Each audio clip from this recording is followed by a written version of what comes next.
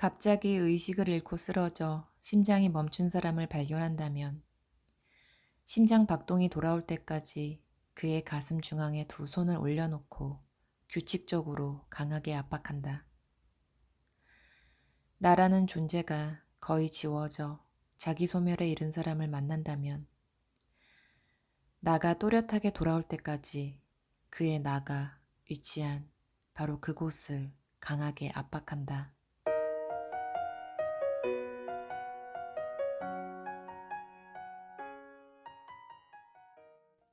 나는 그것에 나 소생술 혹은 심리적 CPR이라는 이름을 붙인다. 쉽게 말하면 그의 나에 집중하고 그의 나를 자극해서 그가 나 이야기를 할 수 있도록 정확하게 자극하는 것이다. 소멸 직전에 나를 압박하고 자극해서 나의 이야기를 하게 하려면 어떻게 해야 할까? 어느 모임에서 생글생글 잘 웃는 30대 초반의 여성과 마주 앉게 되었다.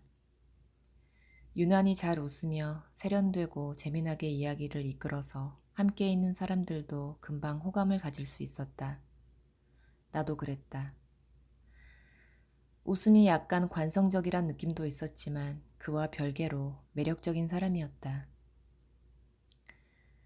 담소가 한창이던 중간에 틈이 생겨 그녀에게 요즘 마음이 어떠냐고 물었다. 그녀는 내 직업을 알지 못하는 사람이다.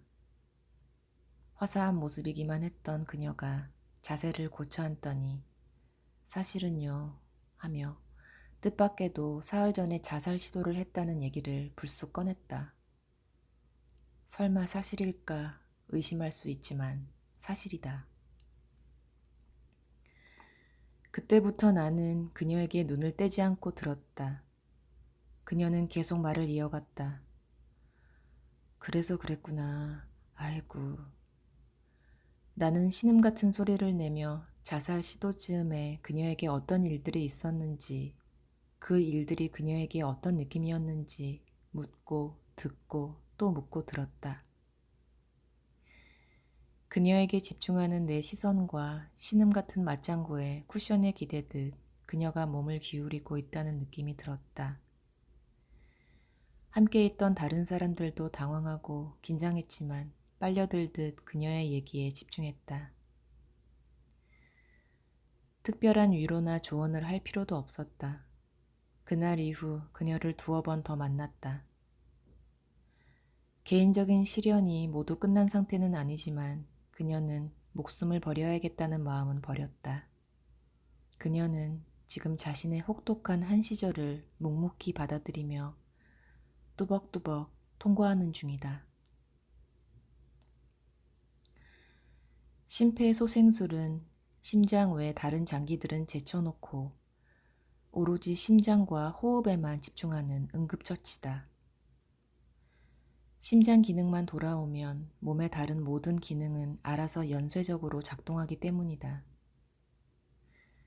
심리적 CPR도 마찬가지다.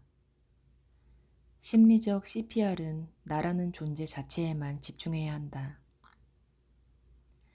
심장 압박을 할 때는 두꺼운 옷을 젖히고 옷에 붙은 액세서리도 다 떼고 정확하게 가슴의 중앙, 바로 그 위 맨살에 두 손을 올려놓는다. 심리적 CPR도 나처럼 보이지만 나가 아닌 많은 것들을 젖히고 나라는 존재 바로 그 위를 강하게 자극하는 것이다. 그런데 어디가 나라는 존재 자체인가? 남들은 다 나를 부러워하는데 내가 이러는 건 사치스러운 투정이 아닐까 하는 생각을 하면서도 여전히 마음은 불안하고 외로울 수 있다. 그럴 때 나는 괜찮은 거 아닌가?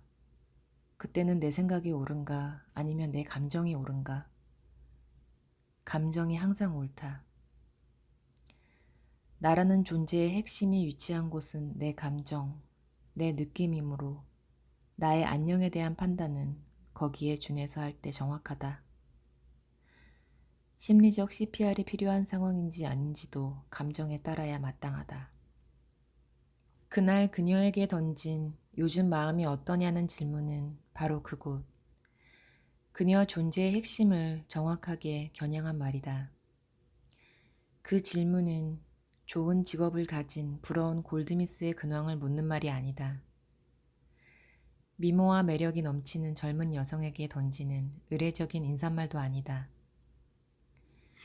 그 질문은 그녀의 미모나 경력, 학벌이나 스펙처럼 그녀 존재가 달고 있는 액세서리를 언급하며 던진 화사한 질문이 아니라 그 모든 것을 다 제치고 자연인으로서 그녀의 존재 자체, 그 중에서도 존재의 핵심인 감정에 대한 주목과 안부를 묻는 질문이었다.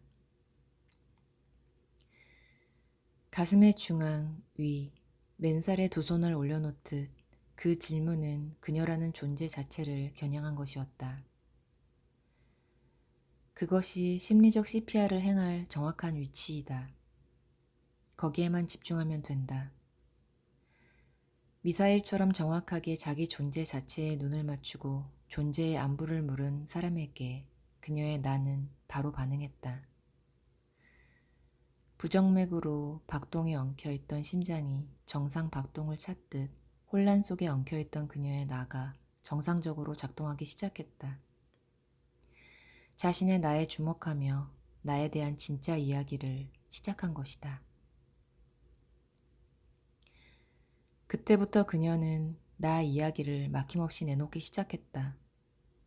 나 이야기란 무엇일까? 미팅에 나간 사람처럼 상대에게 직장이나 직업, 출신 학교나 가족에 대해 물었을 때 나오는 이야기들이 나 이야기일까? 그것이 존재 자체에 대한 이야기일까? 물론 아니다. 내 직장 이야기보다 직장에 대한 나의 느낌이 더 나에 대한 이야기에 가깝다. 내 취향이나 기호도 내 존재 자체에 대한 이야기는 아니다. 그것도 내 몸에 걸친 옷이나 액세서리에 해당하는 것이다. 내 견해나 신념, 내 가치관도 그렇다. 내 견해, 신념, 가치관이라 힘주어 말하는 것들 대부분도 사실 그 시원은 나가 아닌 다른 곳에서 유입된 것이 대부분이다. 나처럼 보이지만 나 자체는 아니다. 그렇다면 내 상처에 관한 이야기는 나라는 존재 자체에 대한 이야기인가? 그럴 때도 있지만 아닐 때도 있다. 내가 만나는 많은 사람들이 자기 상처를 말한다.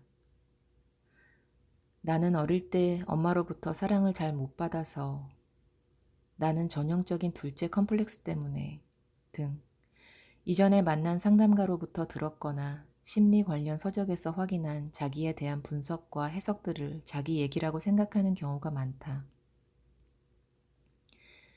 그것은 내 상처에 대한 이론이나 누군가의 견해지 내 상처 자체에 대한 이야기가 아니다.